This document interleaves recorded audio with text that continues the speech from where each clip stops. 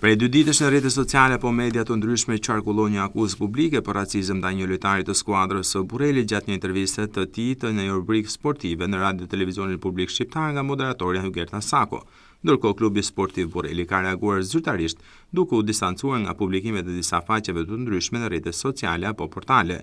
Drejtori i klubit sportiv Burreli, Klevis Gjoka, ka deklaruar se distancohet nga akuzat për racizëm në drejtim të RTS në lidhje me episodin gjatë intervistës së lojtarit të skuadrës tonë, Arnold Siau, në emisionin Supergol me moderatorin Hygerta Sako. Klubi sportiv Burreli bën të ditur se asnjë nga reagimet në faqet në rrjetet sociale me emrin e klubit nuk është i faqes zyrtare të klubit dhe në këtë mënyrë nuk përfaqëson qëndrimin e klubit. Pasi ka analizuar rastin disa herë me vëmendje në versionin integral të intervistës, KS Burreli konstaton se nga drejtuesi apo moderatori i emisionit në asnjë nga komentet e bëra nuk përmenden komente me nuanca racizmi apo diskriminimi ndaj lojtarit të skuadrës tonë, thot në deklaratën e tij Gjoka.